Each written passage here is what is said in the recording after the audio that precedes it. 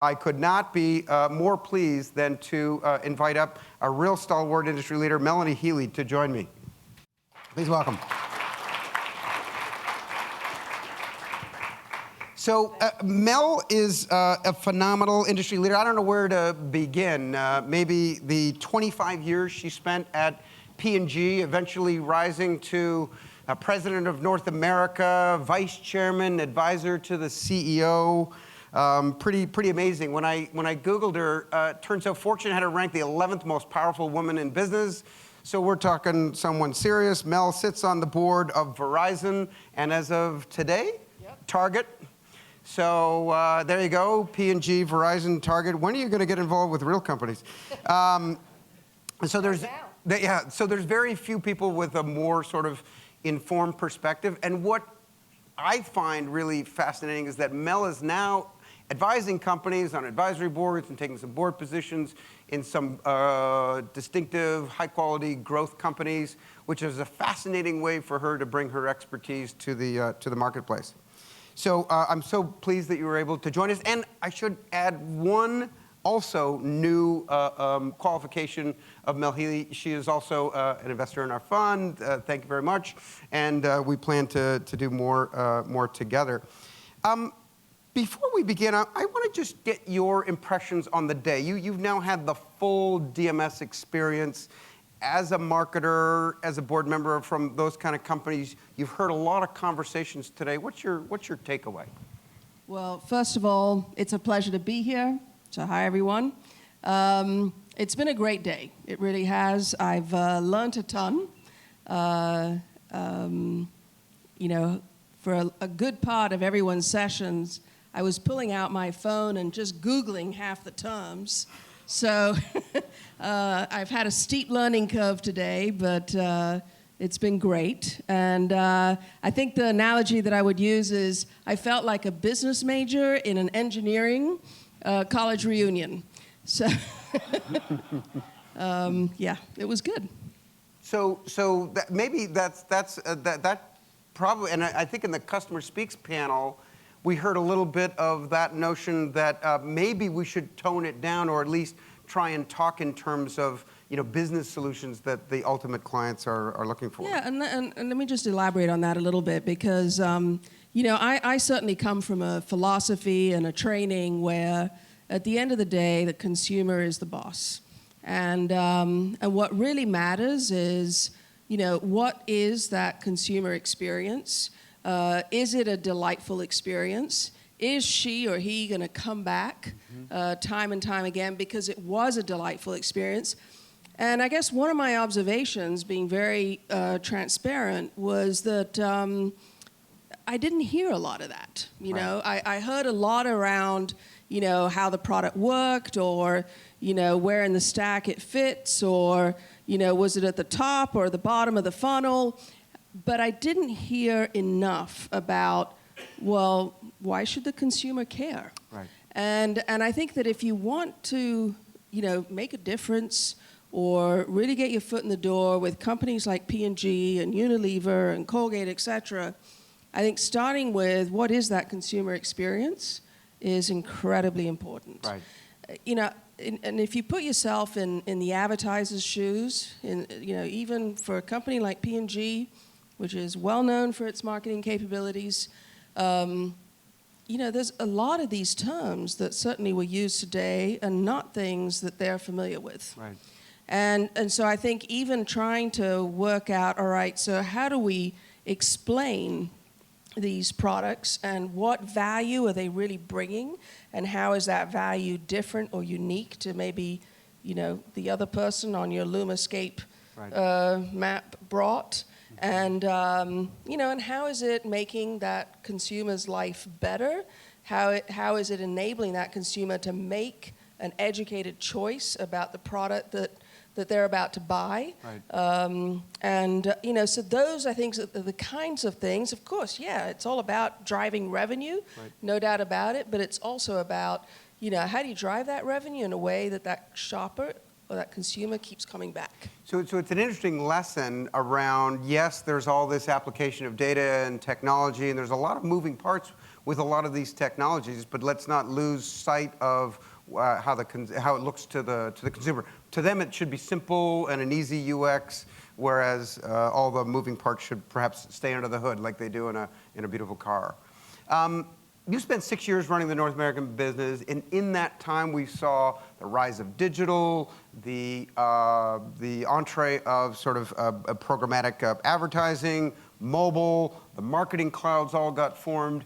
How did you, as someone running a major business unit at the largest marketing spend company in the world, how did you answer to those changes? How did you address it? How did you educate yourselves? And how did you respond? It's a great question, and certainly when I first came into the North America assignment, just a little bit of background. So I had previously been running our feminine care business. So for the guys in the room, that's always in Tampax. Not a topic that I'm sure you're all very comfortable with, but the women are. And anyway, when I first started running that business back in '99, I was still in Latin America, and one of my jobs was to be the head of global teens. Teens are very important in this category because most women start using a feminine care product at the age of, somewhere between 12 and 14, and whatever they end up trusting is what they pretty much trust for the rest of their lives. So if you don't get them at in those teen years, you basically lose them. And so teens are always very important to us. And when I came into that assignment, we actually created a teen site. So this is back in 2000. So we created a site called beanggirl.com. I don't know how many of you have seen it or familiar with it, but it was a startup within a big, obviously, company with lots of money, which certainly helped us develop this site. But it was a critical site for teenagers. Mm-hmm. And I think, understanding that target really well prepared me in many ways for the kind of media environment that I was about to get into when I took over North America, which was, really a lot of the millennials kind of growing up, right, who were already pretty comfortable on the internet. And I was relatively comfortable as well, having worked on this beanggirl.com site. And so one of the things that I did was, I think at the time our media spending, and I'm not going to use real numbers here, but just to give you a sense, maybe 10% of the budget back in 2009. And I looked at this and said, boy, millennials are going to be the biggest generation pretty soon. 10% is just not sufficient if we're going to be targeting, these consumers well. So I just picked an arbitrary number, which I thought was a good goal for everyone, and said 30%. Tripling.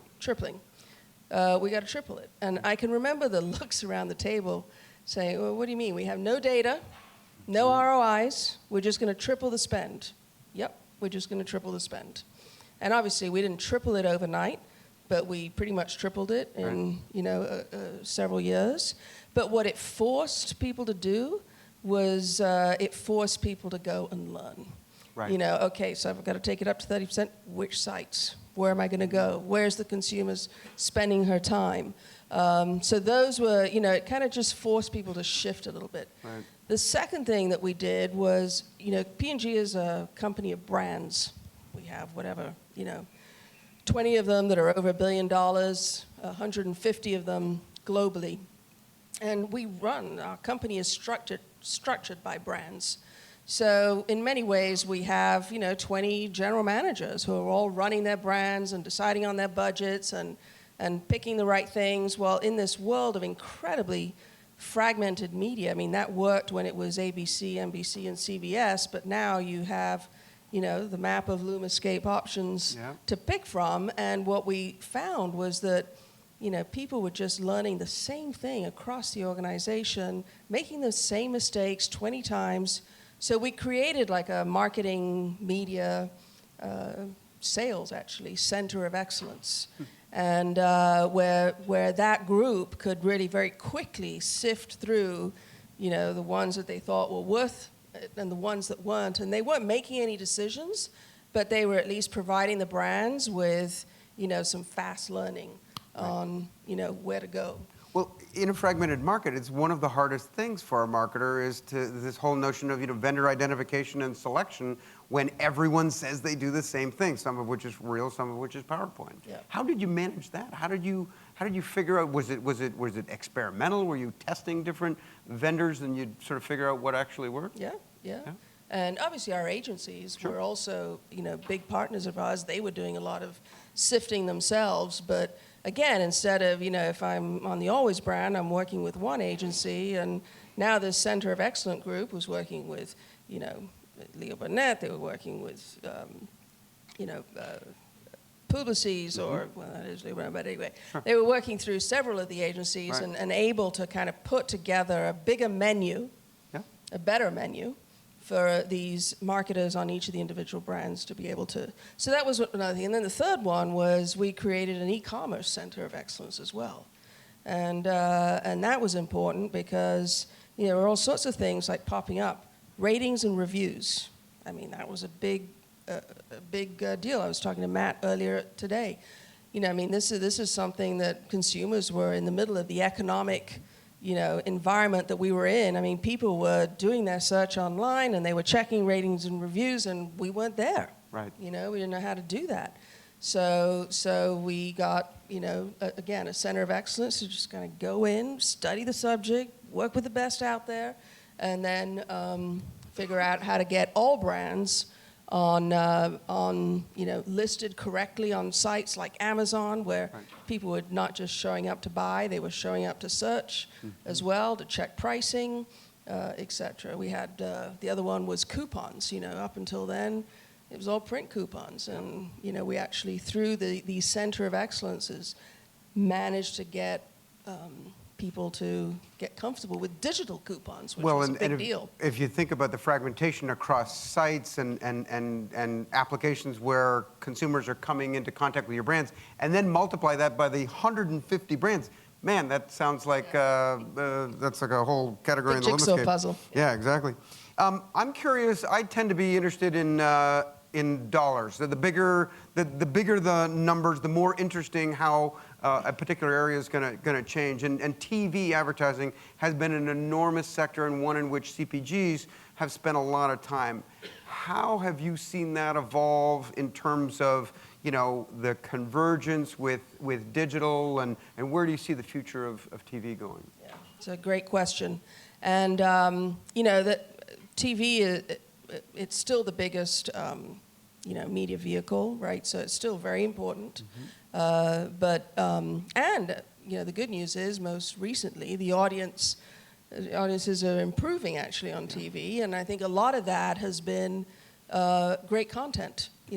Content is getting better, and consumers are going to go where the content is good. And I think that they're waking up a little bit to just getting content that appeals to more diverse audiences. Some of my favorites are things like Modern Family. Okay, I was born and raised in Brazil, fourth generation Latin American. Okay, I happen to enjoy Sofia Vergara. I mean, she's pretty funny, and a lot of Latins like. And so I think they're in touch with their consumer, and that's important. So I think that's critical. But clearly, the trend is that it's going mobile, no doubt about it. You've got to think with a mobile-first strategy. So even if you think about the creative process, we all know it doesn't start with a 30-second TV ad anymore. It's got to start with a big idea for your brand, an idea that is relevant and to the consumer as well. And then the last thing I'd say is that I think we're going to get to a stage where we're not going to call it TV or mobile or digital anymore. I think it's going to be video. It's just happened to, where are you going to watch it, right? And I think that's the other thing. We got to change our mindset a little bit as well. So speaking of video, you joined the board of Verizon, and seemingly, right, an old school telco, albeit with a massive mobile network and initiatives in television. What attracted you to the board of Verizon? Well, several things actually. First, I love big brands, and Verizon is a big brand, no doubt about it. Second, their reach is incredible, right? I mean, over 100 million customers. Third, they've got a 40 share of the wireless market and the mobile market. So I mean, these are all. You just look at what everyone is doing on their phones today, on an iPad. If you don't innovate on the spectrum, and how people are able to do everything that they want to do, then that consumer experience is going to be horrific. So I think Verizon plays an incredibly strong role. Let's face it, if the lights all went out right now, we wouldn't be too upset about it. We'd all be on our phones, and they'd all be charged up and all the rest of it. But if the spectrum died and none of us could access our phones, all hell would break loose, right? It's an important product these days for people. Absolutely. And I think also, I mean, Verizon it's an interesting company, right? Because I mean, it wasn't even around 10 years ago, 15 years ago. I mean, it kind of came together, that well, through several big telecoms. But it's a company that has learned how to reinvent itself, several times over history. And I think they're just at a very interesting point right now. Well, the most recent move, obviously, the acquisition of AOL for $4.4 billion. And, we had earlier today two companies that have also been making billion-dollar acquisitions in the space. Obviously, you can't talk about specifics, although we'd welcome it. How did the board think of? I mean, I gotta imagine like the look on people's faces when Roy or whoever like made the proposal. We're thinking of buying AOL. Like, how do you even? What's the framework in which you sort of consider a move that seemed that sort of out of your area of comfort? Well, I mean, and I obviously I can't comment specifically on any of these acquisitions or what the conversation in the boardroom was, but what I will comment on is just how these things work in these board meetings. At the end of the day, companies have their strategies, and when you look at whatever your strategy is, you're going to decide, okay, what am I missing, and what do I have? What's a strength? What do I need to complement? And it's that type of context that has been more than discussed for probably a couple of years. I mean, the strategy doesn't just happen because the right acquisition comes along. There's, it's in a context. There is a plan, and so when conversations like that come up, then it's either a very quick yes or a very quick no, because the plan has been thought through, the strategy has been discussed, and you kind of know what are the things that you've got to tuck in, and what are the things that you got to say, nope, that's not a choice, I'm going to pass. Right. So you're now doing board and advisory work for select startups, which has got to be amazing for those startups to bring your wealth of knowledge. What kind of companies are you, I mean, say hello to the ecosystem. There'll be a Dutch auction afterwards. No, what kind of companies are you looking to work with? I mean, well, first of all, I've retired from P&G. That was about 3 months ago. And but you're not retired. But I'm not retired, right? Does anyone retire? I mean, I saw several people up here today that have already made $1 billion, and they're not retiring. They're off to their next kind of big round. So I haven't made $1 billion yet, so I've got some time to go. Anyway, but when I joined P&G, just to go back a little bit because stories are always helpful. When I joined P&G in Brazil, P&G was a startup.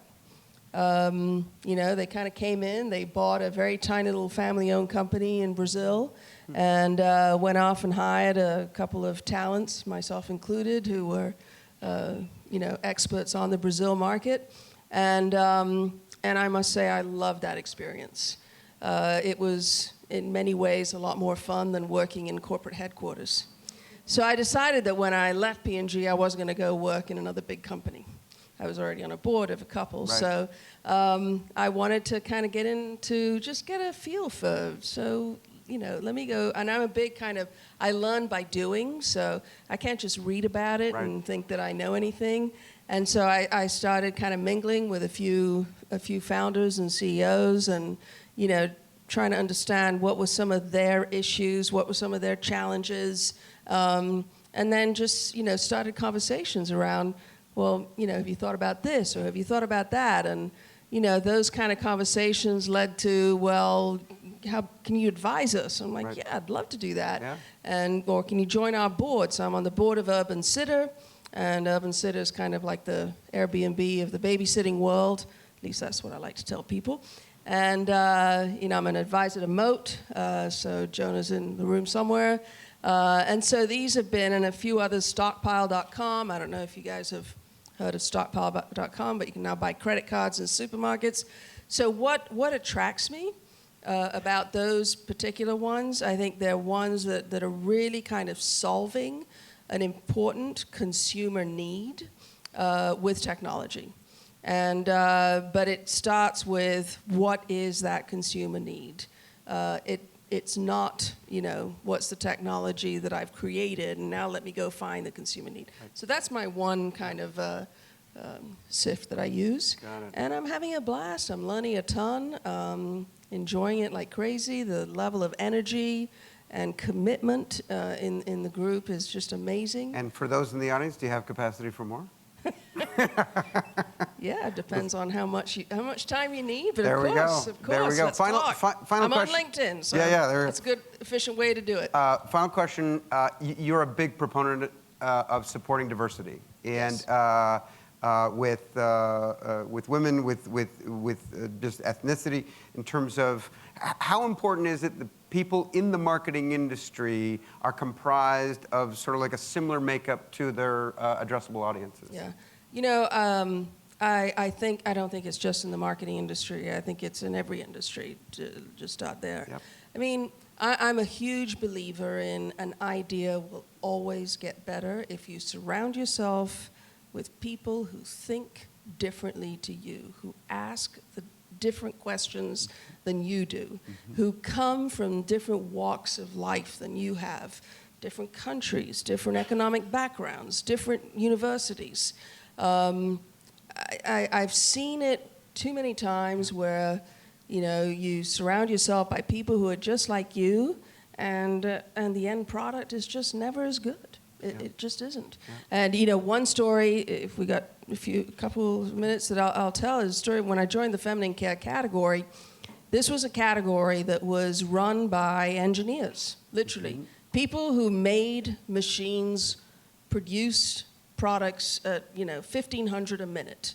And if you sat around the table with them and just felt their energy and their passion for making these machines go faster, it was incredible. And I was one of the few women, believe it or not, when I first joined that category, and I suddenly asked the question, I said, well, have you ever thought about designing something that kind of would introduce, I call it the Sesame Street effect, right? When Band-Aid went from just being a problem solver to a stocking stuffer, because they put that Sesame Street effect, and now every kid wanted it in their lunchbox. And everyone kind of looked at me and said, what are you talking about? And, and suddenly we were designing products like Tampax Pearl and Always Infinity. I mean, these are products that are truly delighting women. And it takes sometimes just a simple question from, out of, left field for people to kind of take a step back and say, boy, yeah, all these things are important, but what does the consumer really care about? Right. And that is the thing that I think diversity can sometimes, can always bring. Well, I think this is a powerful message. Diversify for your own self-interest, right? I mean, you'll make more money, which is the conclusion. Melanie, this was terrific, a real delight. Muito obrigado. De nada.